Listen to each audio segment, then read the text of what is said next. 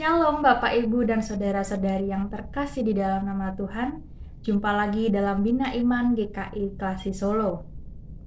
Hari ini kita akan bersama-sama melihat dan merefleksikan kembali tentang bagaimana cara kita untuk dapat terlindung atau dijauhkan dari hal-hal yang palsu seperti Mesias palsu, nabi palsu, ataupun segala hal yang palsu dalam dunia ini. Tapi sebelum itu, marilah kita bersatu hati di dalam doa. Tuhan Bapa kami yang ada di dalam surga yang mulia, kami mengucap syukur Tuhan pada hari ini kami dapat kembali mendengarkan Tuhan dan merenungkan kembali mengenai sabda-Mu. Kiranya Tuhan Kau yang buka telinga dan buka hati kami Tuhan, supaya kami siap untuk dapat melakukannya Tuhan dalam kehidupan kami sehari-hari. Di dalam nama Tuhan Yesus Tuhan kami sudah berdoa dan mengucap syukur. Amin. Bacaan hari ini diambil dari Matius pasalnya yang ke-24 ayat 23 sampai dengan 25.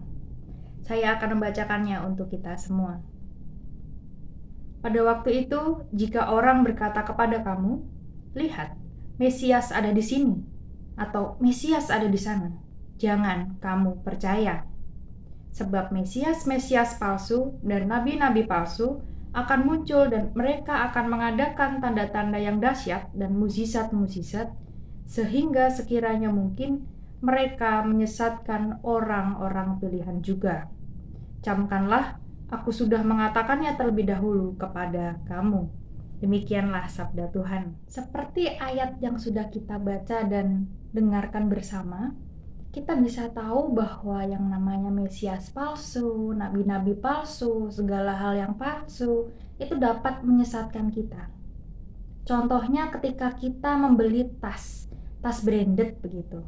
Nah, kita merasa bahwa tas ini asli gitu ya. Dijual oleh penjualnya berkata bahwa tas ini asli Bu, harganya segini, bisa digunakan dan awet gitu ya.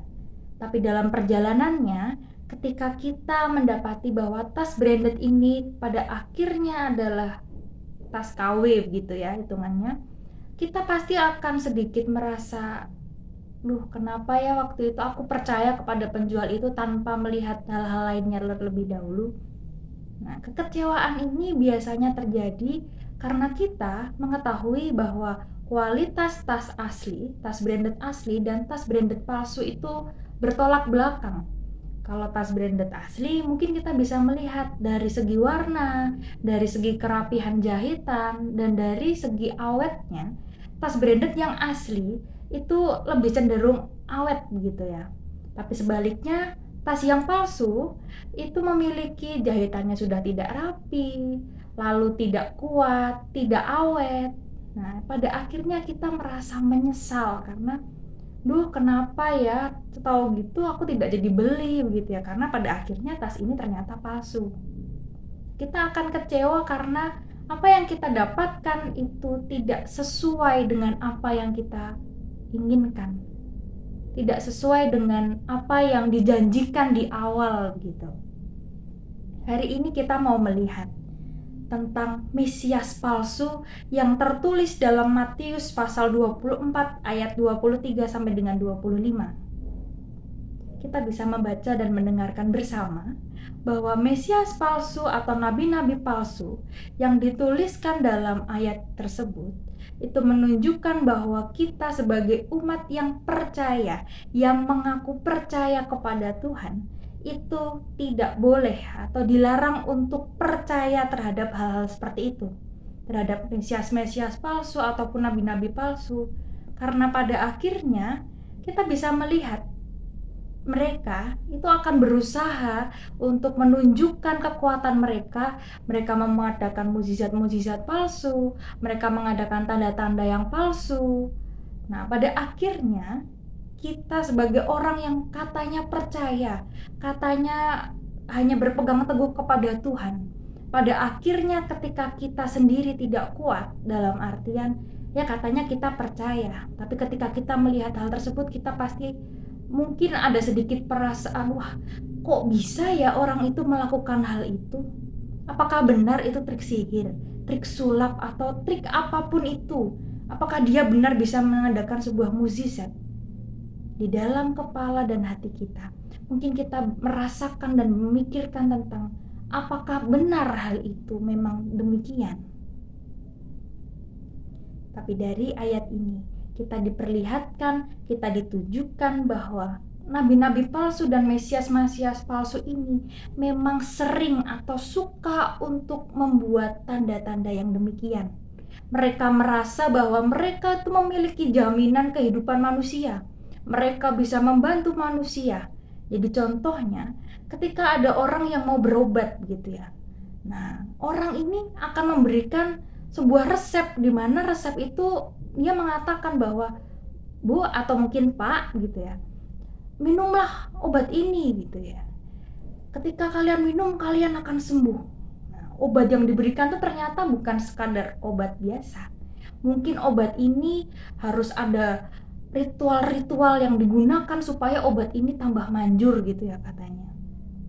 Nah, inilah yang kadangkala ketika kita berada dalam situasi yang sulit atau tertekan atau terhimpit, kita sulit untuk membedakan apakah benar pertolongan ini adalah pertolongan yang sejati, pertolongan yang memang membawa kita kepada pengharapan kepada Tuhan, ataukah sebaliknya, ternyata pertolongan ini adalah pertolongan yang palsu dan membuat kita semakin menjauh dari Tuhan. Kita bisa melihat ketika orang tadi memberikan kita obat dengan alasan ini harus diberi ritual. Misalnya nanti pukul 12 malam obat ini harus diminum. Nanti kalian harus berdoa, ini mantranya, ini yang harus diucapkan. Nah, di situ seharusnya kita sudah mulai berpikir, katanya memang obat, tapi kenapa harus menggunakan mantra? Kenapa harus menggunakan banyak sekali aturan? Sedangkan kita tahu bahwa ketika kita percaya kepada Tuhan, di situ kita bisa berdoa, di situ kita bisa memohon kepada Tuhan. Tuhan, ini ada obat yang ingin ku minum. Kiranya obat ini dapat menyembuhkanku.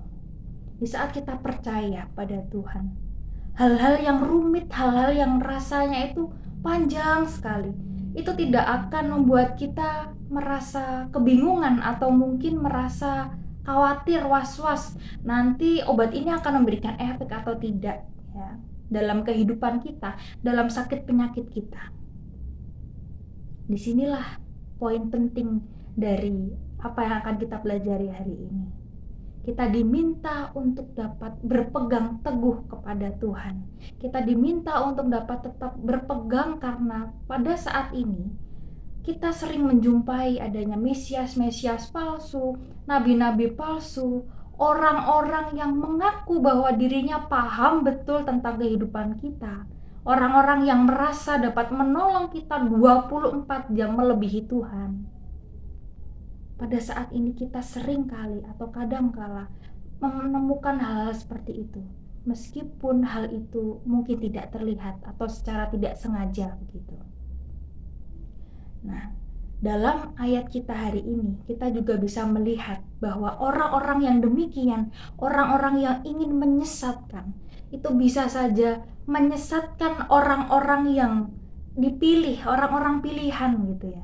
Jadi ketika kita percaya bahwa Tuhan Yesus itu sudah mati di kayu salib untuk menebus dosa-dosa kita dan menyelamatkan kita dari dosa tersebut, maka dari itu marilah kita bersama-sama mengarahkan hati dan mengarahkan pikiran kita kepada Tuhan, dan kita terus memohon pimpinan Tuhan supaya ketika kita diperhadapkan dalam masa-masa sulit ataupun hal-hal yang membuat kita terhimpit, kita tidak mencari jalan pintas dan kita tidak terhasut oleh mesias-mesias palsu ataupun nabi-nabi palsu atau bahkan orang yang merasa bahwa dirinya paling mengerti kehidupan kita. Amin. Tuhan Yesus memberkati.